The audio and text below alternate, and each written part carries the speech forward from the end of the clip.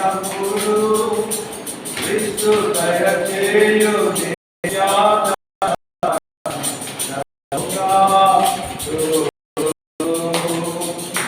క్రీస్తు దయచేయు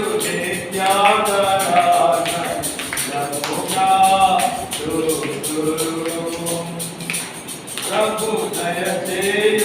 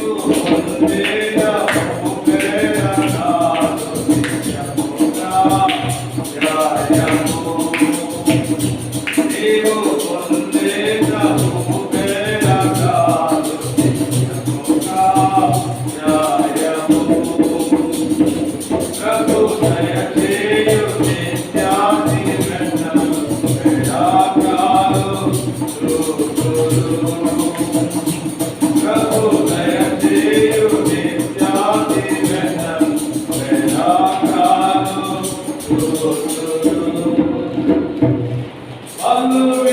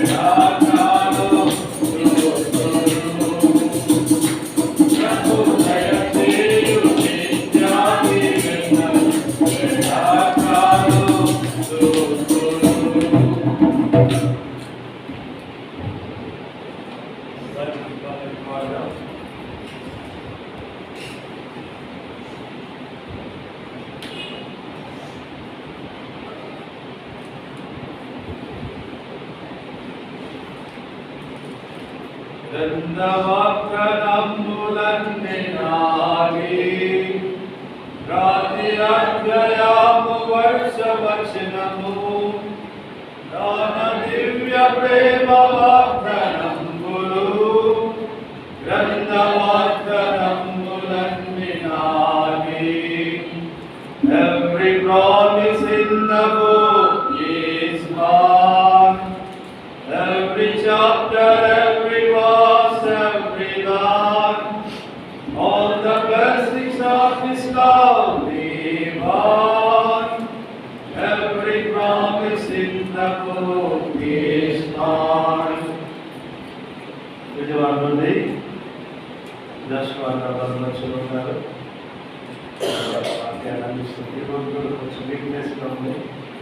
నేను 5 లేదు కాబట్టి మాట్లాడే ఇంటర్మీడియట్ పేపర్ కరెక్షన్ డ్యూటీ చేశారు. అలాగే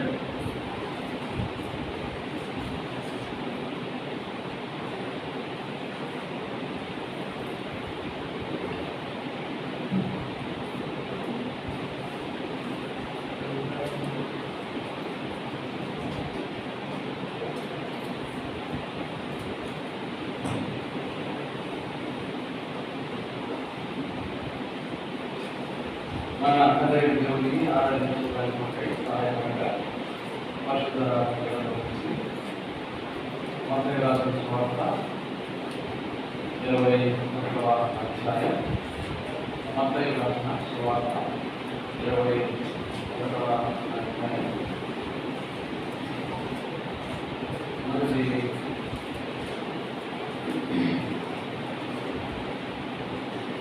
9 వచనాలు మనము మార్చుకుంటున్నాం. మత్తయి రాసిన సువార్త 21వ అధ్యాయం మొదటి 9 వచనాలు మార్చి చదువుతున్నాం. తరువాత యెరూషలేమునకు సమీపించి ఒలీవల చెట్ల కొండ దగ్గర ఉన్న బేత్ఫగేకు వచ్చినప్పుడు యేసు తన శిష్యులలో ఇద్దరిని తీసుకొచ్చి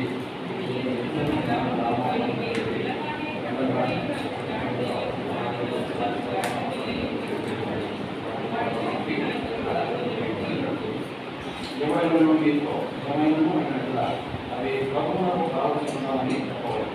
వెంటనే అతను వాటిని తోడికి చెప్పి వారిని పంపినాం.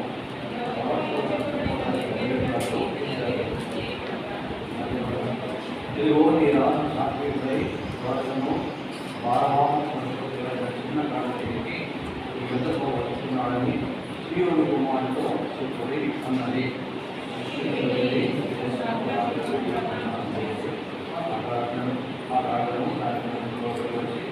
వారి మీద తమ మొదలు వేయక ఆయన మొదల మీద కూర్చున్నాము.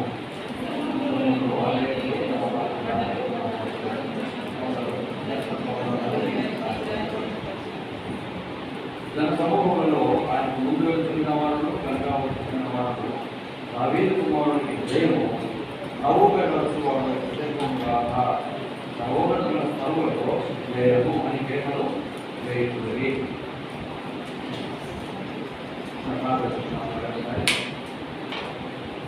మాట్లాడి కుమారుడు నామపురుషుడు యేసుక్రీస్తు వారి శ్రేష్ఠ నామంలో వర్ణములు ఆయన గడిచిన వారంలో కాపాడినారు.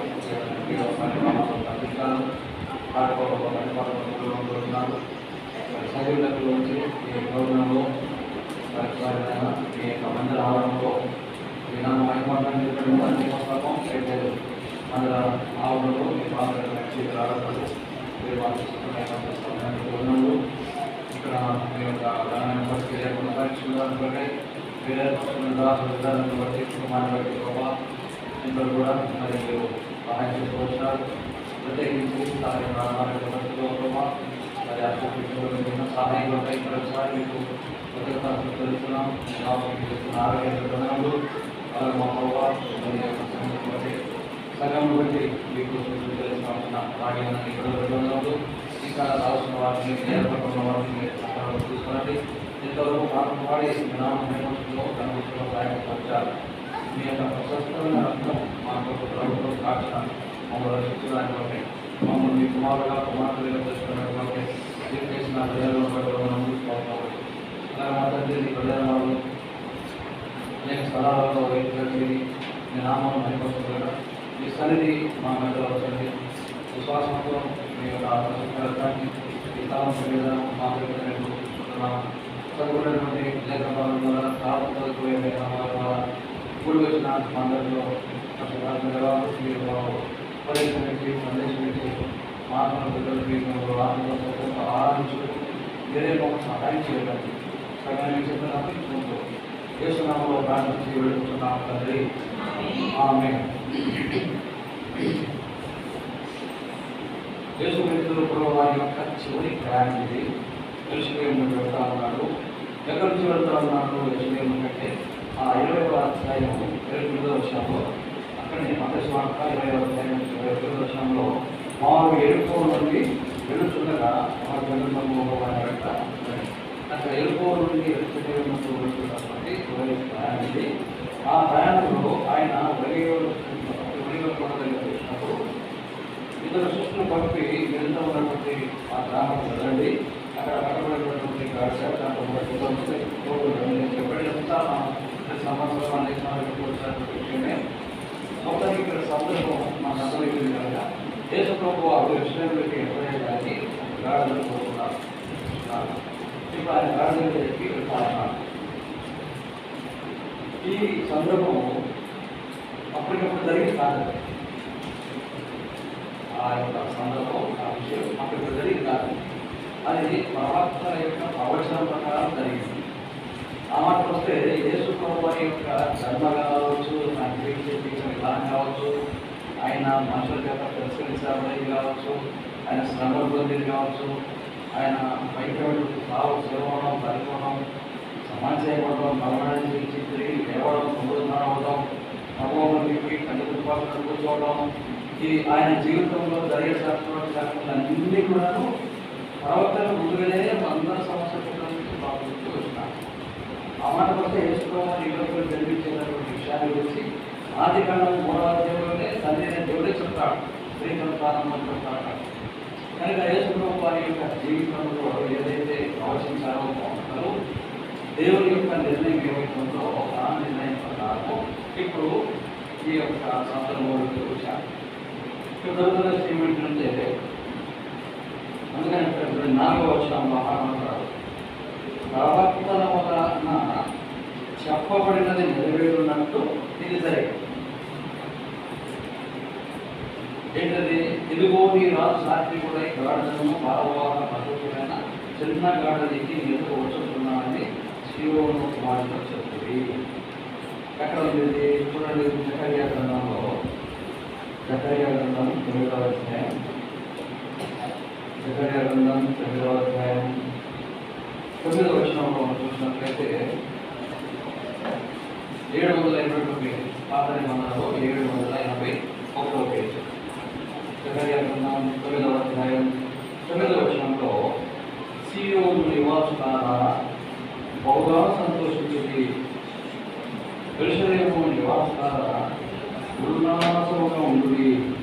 నీ రాజు నీతిపరుడును రక్షణ గలవాడును దీనుడునై గాఢను గాఢ శిలను ఎక్కి నీ యొక్కకు వస్తున్నారు అని ప్రవక్తలలో ప్రవచించినట్లుగా ఈ దినము మనం చదువుకుంటున్నటువంటి సందర్భం జరుగుతుంది. లోక సమానమైన రాజులైతే యుద్ధం చేయడానికి వస్తారు, నష్టపరచడానికి వస్తారు, ఇతరులది దోషులకి వస్తారు. కానీ ఈ రాజు ఇతరులు చేసేదానికి కాదు, ఇతరులది బాధపరచడానికి కాదు, ఈయన తనకు ఉన్నది ఇచ్చేదానికి, తనను తాను గౌరవించడానికి, నీతిపరుడుగా రక్షణ గలవాడుగా ఆయన ద్వారా రక్షణ అనుగ్రహించడానికి దీనుడుగా వస్తున్నాను. అందుకనే యుద్ధానికి వచ్చే వాళ్ళు ఏమో గుర్రాల మీదకి వస్తారు. ఈయన ఆ రకంగా వచ్చేవాడు కాదు కనుక ఏమికి వచ్చినట్టు గాఢుడికి వచ్చినాడు. గాఢుడికి రావడంలో ఆయన శాంతిని స్థాపించేవాడు, సమాధానాన్ని కోరుకునేవాడు. ఆయన యుద్ధం చేసి మరి రామకృష్ణము చేసి ప్రజలకు నష్టం చేసేవాడు కాదు. ప్రజల రక్షణార్థమై ప్రజలను రక్షించడానికై మరి ఆయనే తన ప్రాణాన్ని అర్పణగా అనిపించేవాడు. అందుకనే ఆయన జన్మ సమయంలో కూడా చూడండి యెషయా ప్రవక్త ప్రవచించాడు. యెషయా ప్రవక్త కూడా చూడండి యెషయా గ్రంథం 9వ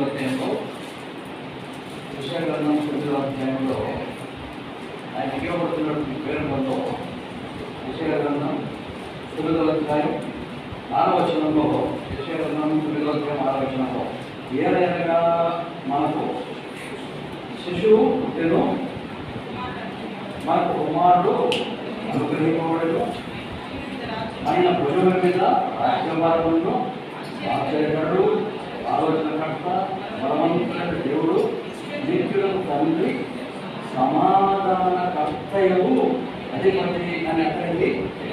సరే ఇవన్నీ కూడా మనకి ఆయన పేరును పని అంతా కూడా ప్రవర్తన ద్వారా ముందుగానే ప్రకటించబడుతూ వచ్చింది. కనుక యేసుక్రీస్తు ప్రభువారు శాంతి స్థాపన నిమిత్తమై ఈరోజు చెప్తున్నారు కనుక ఆయన యేసులేవులకి ఎదురైనప్పుడు ఆ గొప్ప కార్యం సెలవు కార్యాన్ని గ్రహించడానికి ముందుగా సాగిన ప్రయాణం కనుక అప్పుడు ఆ గాడును ఎదుర్కొని ఆ గాడు ప్రయాణం చేశాడు. అప్పుడు ప్రజలు ఏం చేశారంట? మత్తయి సువార్త 20వ అధ్యాయం 6వ వచనం చూస్తే శిష్యులు వెళ్ళి యేసు తమ ఆజ్ఞాపించిన ప్రకారం చేసి ఆ గాడిదలు దాని ప్రజలను తోడుకొని వచ్చి వాటి మీద తమ బట్టలు వేరుగా ఆయన బట్టల మీద కూర్చుంటను. జనసమూహంలోనూ అనేకులు తమ బట్టలు దారి పొడవునా మరచి కొందరు పెద్ద కొమ్మలు నరికి దారి పొడవునా మరచి.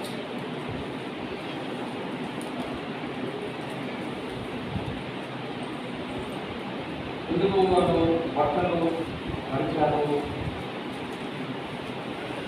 బట్టలు పడతారని వాళ్ళు ఆ దినాలలో ఇస్రాయేలీయులు ఆ రోమ అవకాశ అధీనంలోకి ఆ రోమాధికారులతో వాళ్ళు బాగా బలిపెడుతున్నారు. ఎప్పుడు మాకు విడుదల వెళ్తుంది, మాకు మా సొంత రావాల్సిపోతున్నారు, మేము ఎప్పుడు స్వతంత్రం అవుతాము అన్నటువంటి ఆలోచనలో ఉన్నటువంటి జనాలు.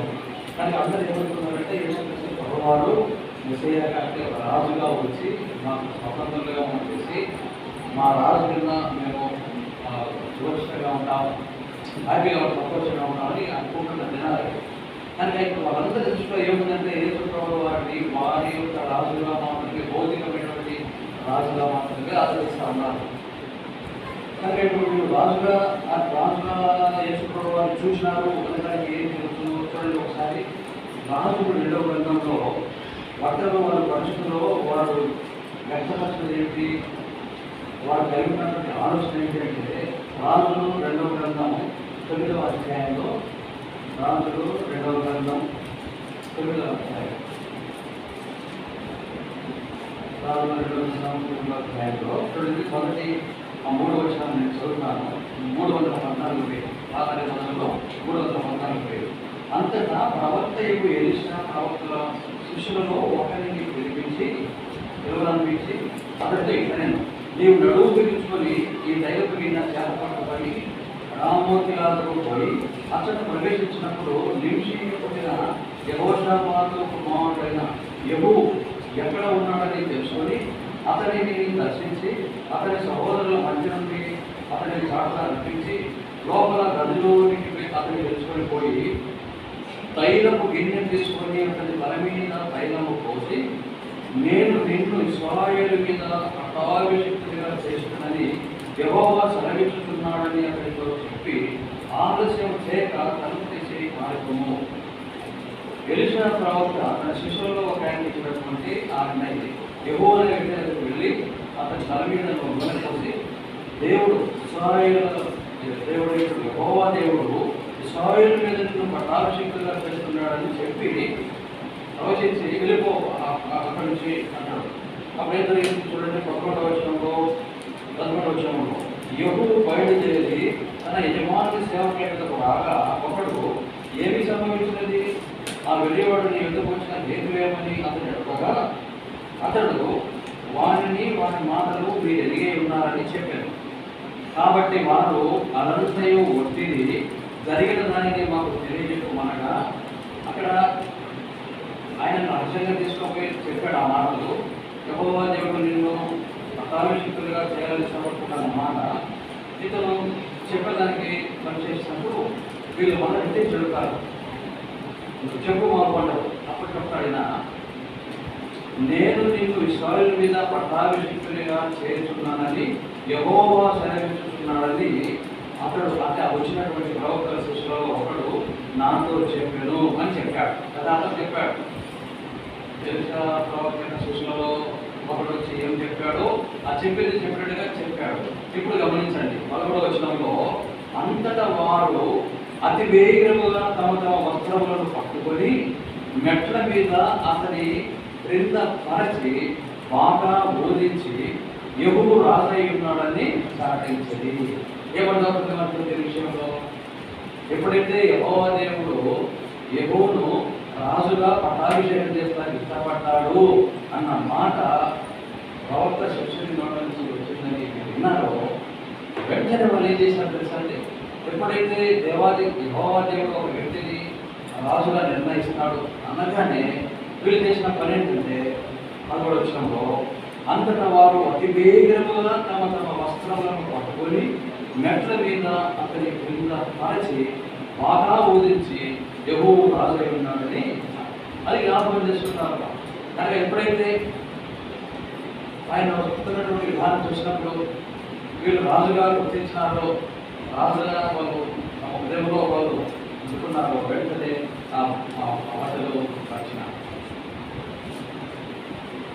అనగా రాజుగా ఆయనను కనపరుస్తా ఉన్నారు.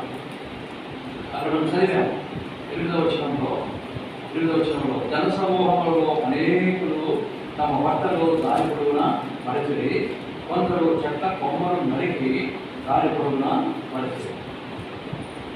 9వ వచనంలో జన సమూహంలో ఆయన ముందు నిలుచున్న వాడును వెనుక ఉంచుకున్న వాడును దావీదు కుమారునికి జయము, ప్రభువు పేరిట వచ్చేవాడు స్తుతింపబడు గాక, సర్వోన్నతమైన స్థలంలో జయము అని కేకలు వేయించుతుంది.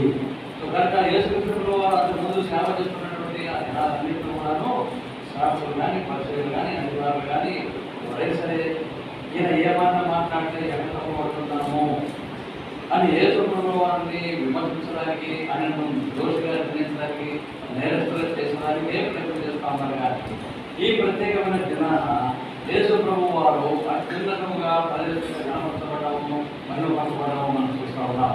కనుక ముందు ఉన్నవారు వెనుక ఉన్నవారు మరి దావీదు కుమారుని చేయమని నవపేట వచ్చినవాడు స్తుతింపబడు గాక అని ఆయనను జ్ఞాపకపరుస్తా ఉన్నారు. ప్రభువును కనపరిచినటువంటి ప్రత్యేకమైన దినం. తర్వాత చూడండి, అంతేకాదు కానీ ఈయన వస్తున్నప్పుడు యోహాను సువార్త 12వ అధ్యాయంలో ఇంకొక విషయం మనం చూస్తాం. యోహాను సువార్త 12వ అధ్యాయంలో 12వ అధ్యాయం 12-13 వచ్చినారు. యోహాను సువార్త 12-13. మరునాడు ఆ పండుగకు వచ్చిన బహుజన సమూహము యేసు యెరూషలేమునకు వచ్చుతున్నాడని విని కర్పూరపు మంటలు పట్టుకొని ఆయనను ఎదుర్కొన్న పోయి, జయము, ప్రభువు పేరిట వచ్చుతున్న ఇశ్రాయేలు రాజు స్తుతింపబడు గాక అని కేకలు వేశారు. కనుక వాళ్ళందరూ కూడా రాజుగా కనపరుస్తా ఉన్నారు. ఆ మంటలు పట్టుకోవడం అంటే విజయోత్సవానికి కారణం. సో కనుక ఆ మంటలు చేపట్టుకొని ఆయన రాజు అంటున్నారు. మరి బట్టలు పరిచి రాజుగా కనపరుస్తున్నారు, గౌరవిస్తున్నారు. ఇక్కడ మనం గమనించినట్లయితే చూడండి, యేసు ప్రభువు వారు గాడి మీద వచ్చినప్పుడు వెనకాల ఒక సమూహం ఉంది, ఆయన మహిమపరుస్తూ, ముందు ఒక సమూహం ఉంది, ఆయన మనసు మరి మహిమపరుస్తూ.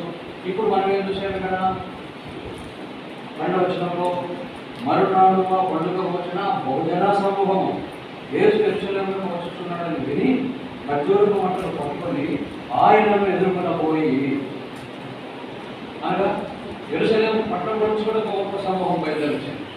యేసు ప్రభువు వారు గాడిద మీద కూర్చున్నప్పుడు వెనక ఒక సమూహం ఉంది, ముందు ఒక సమూహం ఉంది, యెరూషలేము పట్టణంలో నుంచి ఒక సమూహం ఎదురు. అంటే అందరూ కూడా ఆయనను పొందగలిగిన వాడు, ఎరగిన వాడు, ఆయన విశ్వాసం వచ్చిన వారు ప్రతి ఒక్కరు కూడా ఆ దినాన చూడండి. లూకా సువార్త 19వ అధ్యాయంలో ఇంకొక మాట మనం చాలా స్పష్టంగా చూస్తాం. లూకా సువార్త 19వ అధ్యాయం ఆయన గమనించినటువంటి ఆ సమూహంలో లూకా సువార్త 19వ అధ్యాయం లూకా సువార్త 19వ అధ్యాయం 36 చూడండి. 36 వచనం నుంచి ఆయన వెళ్ళుచుండగా తమ బట్టలు దారి పొడుగునా పరిచయం ఒలివల కొండ నుండి దిగు చోటికి ఆయన సమీపించుతున్నప్పుడు శిష్యుల సమూహం అంతయు సంతోషించుతూ ప్రభువు పేరిట రాజు దిగబడు కాక పరలోకమందు సమాధానమును సర్వోన్నతమైన స్థలములలో మహిమయు ఉండును కాక అని తాము చూసిన అద్భుతములన్నిటినీ కూర్చి మహాశబ్దంతో ఏం చేశారండి? దేవునికి స్తోత్రము. కనుక యేసు ప్రభువు వారిని గణపరుస్తూ ఉన్నారు, సర్వోన్నత కుమారుడుగా, ఇశ్రాయేలు రాజుగా. అదే సమయంలో దేవదేవుని కూడా మహిమపరుస్తున్నారు. ఆయన తన కుమారుడి లోకానికి పంపించిన దాన్ని బట్టి అంత అద్భుతమైనటువంటి విషయం చూడండి. సామాన్య ప్రజలు ఆయన ఎందుకు శ్వాస వచ్చిన వాళ్ళు, ఆయన శిష్యులుగా ఏర్పడుతున్న వాళ్ళు అందరూ కలిసికట్టుగా ఆయనను ఘనపరుస్తున్నటువంటి దినం ఇది. ప్రత్యేకమైనటువంటి ఆరాధనా దినానిగా మనం దీన్ని చూస్తున్నాం. కాబట్టి వారు రాజుగా మాత్రమే గుర్తించి అంతగా ఉల్లసించి అంతగా సంతోషించి ఆయనను మహిమపరిచి కనపరిచినప్పుడు ఈనాడు మన యొక్క గ్రహింపు యేసు ప్రభువు వారి గురించి వారికంటే చాలా ఎక్కువగా ఉంది. ఆయన చేసిన కార్యము, ఆయన ఏ ఉద్దేశంతో వచ్చాడో ఈ లోకానికి, ఆ ఉద్దేశాన్ని సంపూర్ణంగా నెరవేర్చడం, దాని ద్వారా మనం మేలు పొందడం, అదంతా కూడా ఇప్పుడు మనం కలిగి ఉన్నాం, అనుభవంగా కలిగి ఉన్నాం.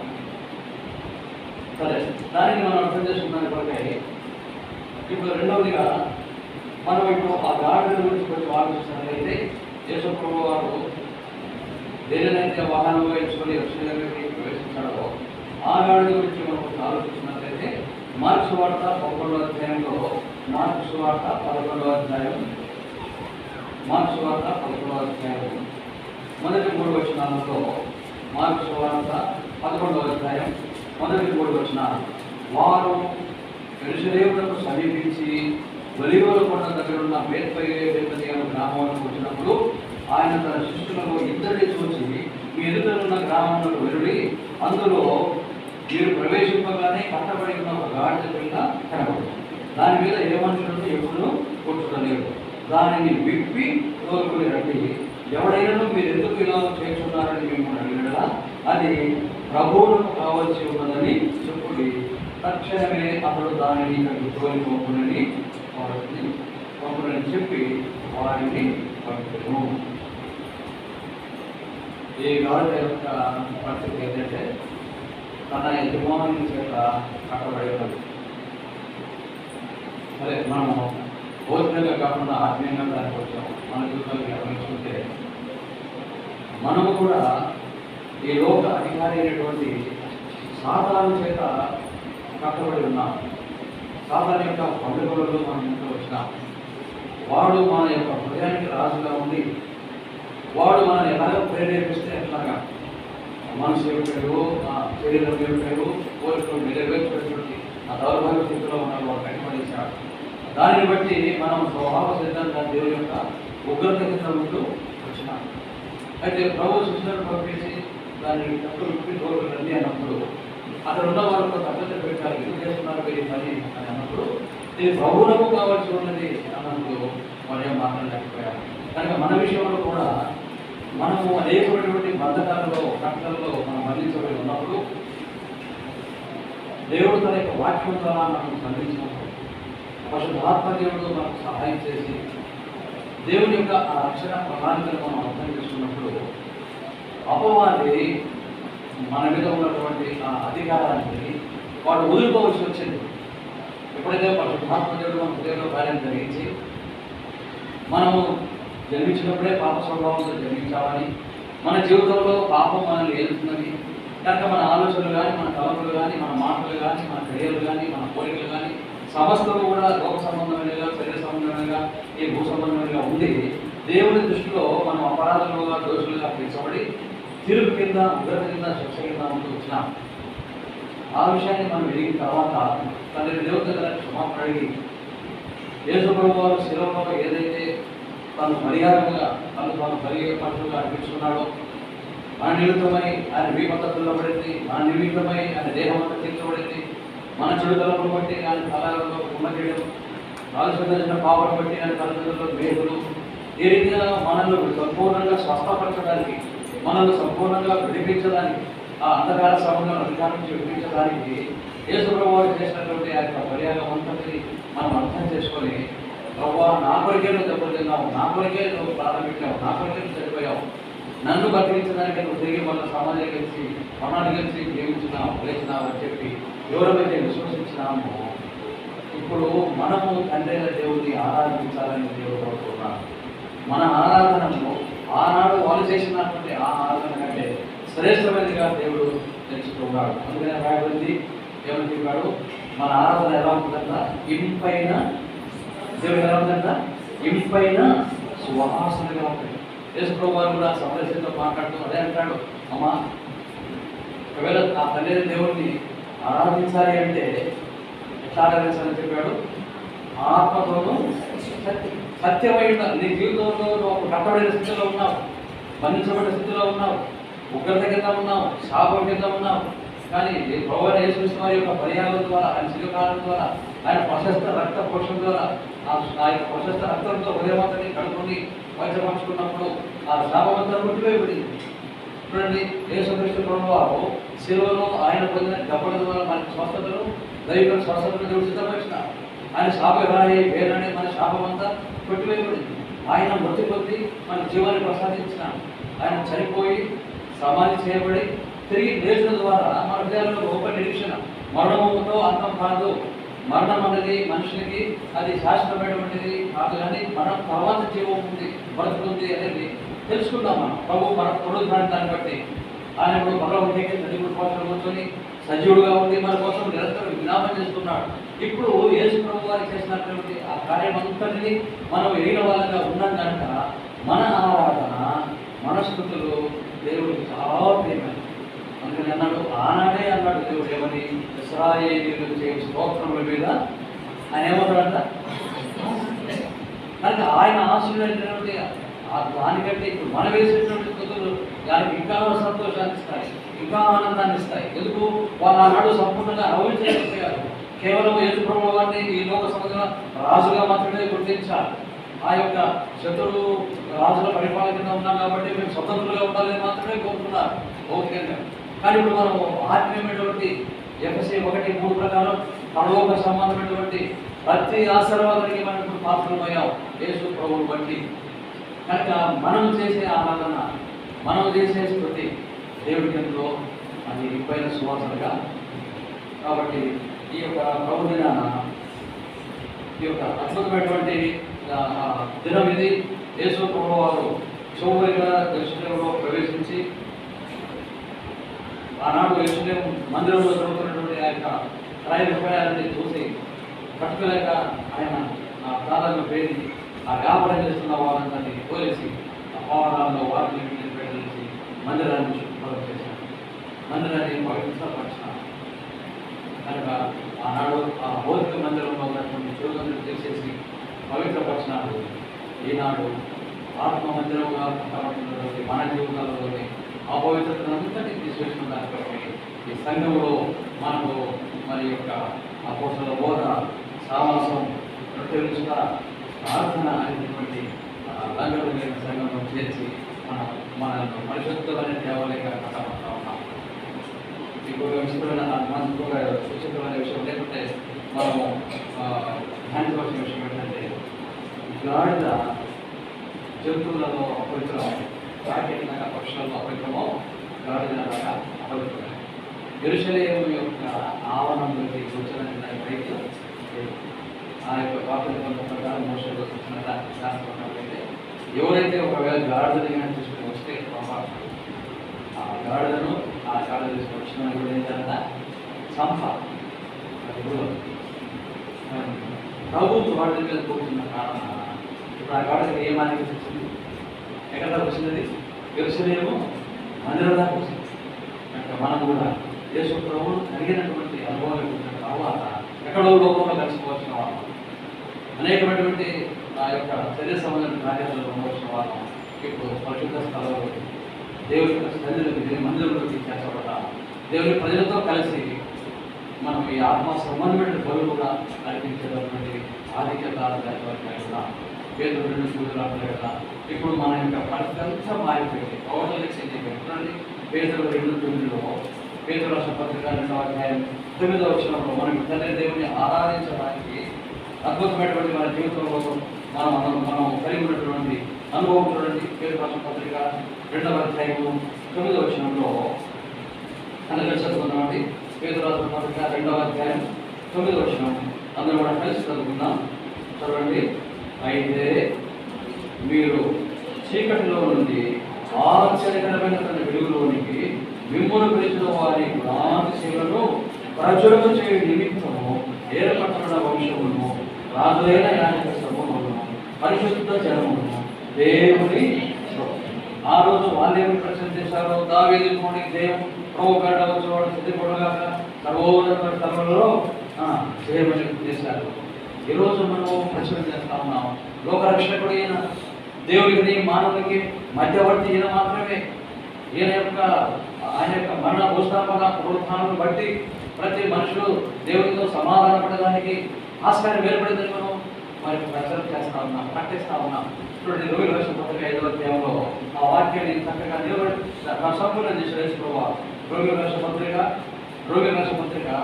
5వ అధ్యాయము అంటే వాళ్ళకు ఈ గ్రహింపు లేదు, ఇప్పుడు మనం ఈ గ్రహింపులో ఉండి ఆరాధన చేస్తా ఉన్నాం. రోమా 5:11 చూడండి, లేక 10:11 కలిసి చదువుకుందామా? రోగి రాష్ట్ర పత్రిక 5వ అధ్యాయం 10:11 కలిసి చదువుకుందామండి.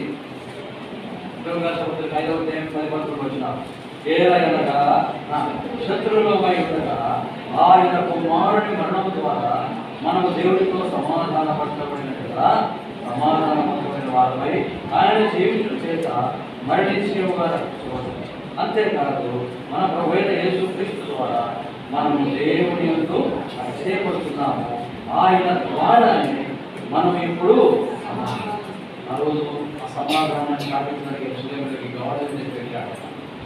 ఈరోజు మన జీవితంలో ఈ గొప్ప పరలోక సంతోషం సమాధానం అనుభవిస్తున్నాం. మనం యేసుప్రభువు యొక్క పర్యాప్తం ఆయన జీవితం ద్వారా మనకు అద్భుతమైనటువంటి ఆత్మ సంబంధాలు ఆశ వారు సగం చేసి లోక సంబంధంగా శరీరంగా ఆలోచించి అంతగా మీ మధ్య ఏం కలిగిస్తారు. మనం మీకు సంపూర్ణంగా అనుభవించిన తర్వాత హృదయపూర్వకంగా ఎంతో కృతజ్ఞత భావంతో మనము యేసుప్రభువు వారిని ఆరాధించవలసిన వారుగా చూసిన ఈ యొక్క ప్రవచన నెరవేర్పులో ఒక అద్భుతమైన విషయం ఏంటంటే చూడండి, ఈ మన దృశ్యం ధ్యానంలో ప్రవేశిస్తాం. మత్తయి రాసిన సువార్త 21వ అధ్యాయము, మత్తయి రాసిన సువార్త 21వ అధ్యాయము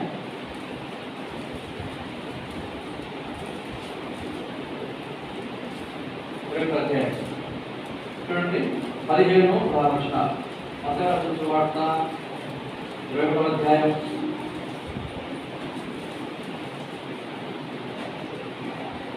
14 నుంచి 14-15 కలిసి చదువుకుందామండి. మత్తయి రాసిన సువార్త 21వ అధ్యాయం 14-15 ఇలా రాసినట్టు చదువుకుందాం. చూడండి, ఒంటివారును దేవాలయంలో వారి ఎదుగు రాగా ఆయన వారిని స్వస్థపరిచారు. కాగా ప్రధానమైన పురుడు శాస్త్రులు ఆయన చేసిన వింతలను దావీదు కుమారునికి దేవాలయంలో ఏర్పడి వేస్తున్న చిన్న పిల్లలు కూడా పిల్లలు పెద్దలు ఎవరైతే శరీర సంబంధమైనటువంటి కుటుంబం మాత్రమే కాకుండా ఆత్మీయంగా కుటుంబాలుగా ఉంటున్నారో వాళ్ళందరూ కూడా ఆయన దగ్గరికి వచ్చినప్పుడు దేవాలయంలో ఆయన వారిని స్వస్థపరిచారు.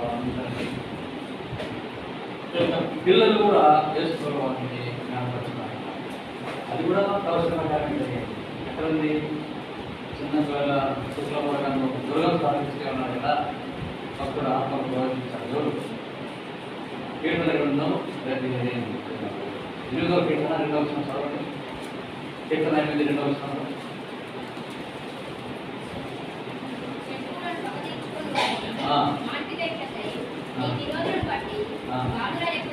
బాలుర యొక్కయు చంటి పిల్లల యొక్కయు స్తుతుల మూలముగా నీవు ఒక దుర్గాన్ని ఆయన అనాడే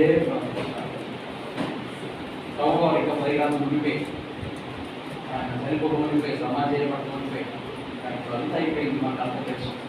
ఆనాడు చిన్నపిల్లల నోటలే శక్తి ఉంచుంటే ఈనాడు మనం మనం దేవుడి పిల్లలుగా మనం పరలోక సంబంధమైన ప్రతి ఆశీర్వాదానికి వారసులమైన మనము ఇంకా ఎంతో ఆనందంగా సంతోషంగా అంటే దేవుడికి యేసుక్రీస్తు ద్వారా మనం స్థితిపరచబడిన అటు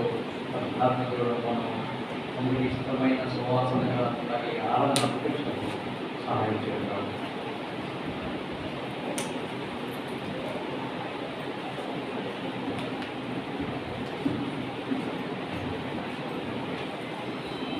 ఈరోజు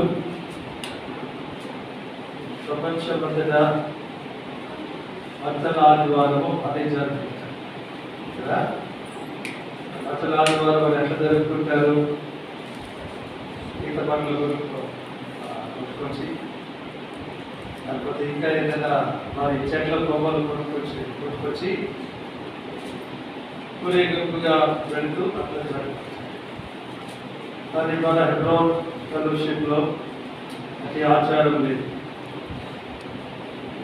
అత్తల ఆదివారము దీన్ని ఫ్యాషన్ వీక్ అంటారు. ఫ్యాషన్ వీక్ అంటే మధ్యల ఆదివారం మొదలుకొని ఈస్టర్ ఆదివారం వరకు దీన్ని ఫ్యాషన్ వీక్ అంటారు. అంటే పరిశుద్ధ వారము. ఫ్యాషన్ అనే మాట లాటిన్ భాషలో నుండి వస్తుంది. దాని అర్థం ఏంటంటే శ్రమ అని అర్థం. యేసు ప్రభువు ఆయన ఈ భూమి మీద జీవించిన 33.5 సంవత్సరాలు ఆ చివరి వారాన్ని, ఆయన శ్రమ పొందిన వారాన్ని ఫ్యాషన్ వీక్ అనుభూతి చేసినట్టుగా ఈ ఫ్యాషన్ వీక్లో మొట్టమొదటి సంఘటన ఏంటంటే యేసు ప్రభువు గాడిద పిల్ల మీద కూర్చొని యెరూషలేములో విజయవంతంగా ప్రవేశించుట. ఎవరు యేసు ప్రభువు? చెప్పండి ఎవరు? ఆయన రాజు. రాజులు ఎవరైనా గాడిద మీద కూర్చుంటారా? రాజులు తగినట్టుగా వారు గుర్రాల మీద, లేకపోతే వారి ఏనుగుల మీద ఆ రోజులు ఏమైతే ఉన్నాయో. కానీ యేసు ప్రభువు గాడిద పిల్లలు రప్పించుకొని దారి మీద కూర్చొని ఆ యెరూషలేములో ప్రవేశించారు. అదే దాన్ని గుర్తు చేసినట్టుగా జకరియా గ్రంథం 9వ అధ్యాయంలో 9వ వచనంలో చెప్పిన ప్రవచనము నెరవేర్చింది. సరే, యేసు ప్రభువు గాడిద పిల్ల మీద కూర్చొని యెరూషలేములోనికి ఎట్లా ప్రవేశించాడు? విజయవంతంగా ఆయన ప్రవేశించాడు. గాడిద పిల్ల ఏం చూపించింది? ఎక్కడ మనం ఆ లేఖనాలు రాయబడిన ప్రకారం ఇదిగో నీ రాజు ధీరుడై ఒక గాడిద కూర్చుని కూర్చోడా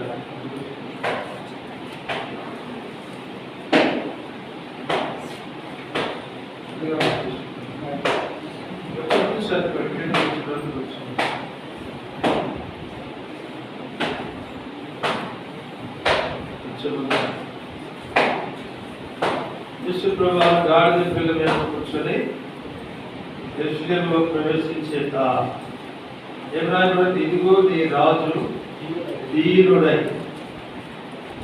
గాడిద యేసు ప్రభువు గాడిద పిల్ల మీద కూర్చొని ప్రవేశించాడంటే అది ఆయన దీనత్వం. 2వ అధ్యాయంలో ఆయన మరణం పొందినట్టుగా, శిలువ మరణం పొందినట్టుగా వేద చూపించి తను తాను ఏం చేశారంట? తగ్గించుకుంటారు. కాబట్టి బతులాదివారం మనకు నేర్పించే పాఠం ఏంటంటే యేసు ప్రభువు రాజు అయింది కూడా ఏమైపోయినాడు? దీనుడైపోయాడు.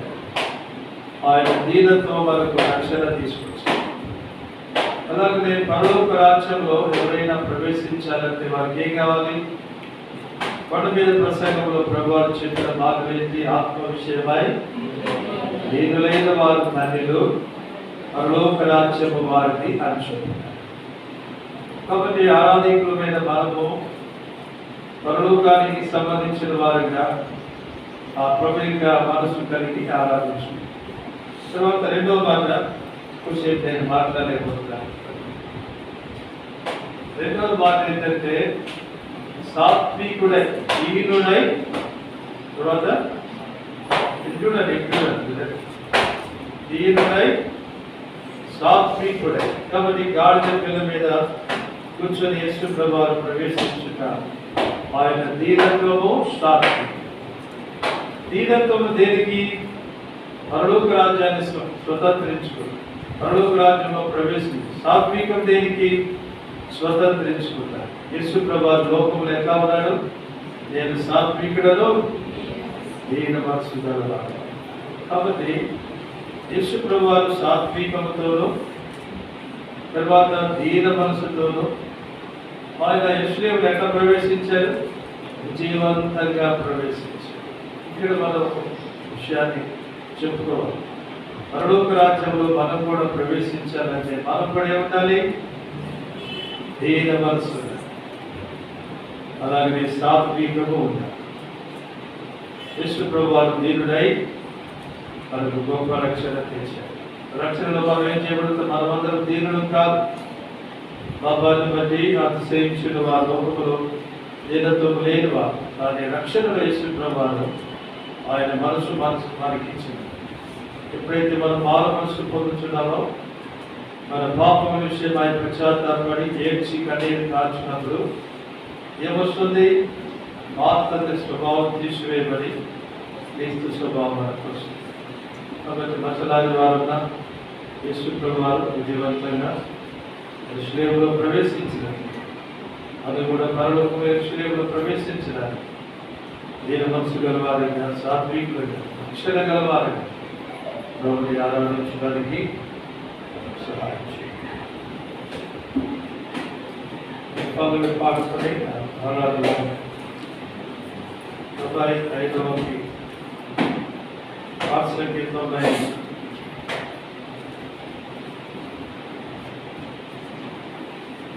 పాఠ పుస్తకాలు 93,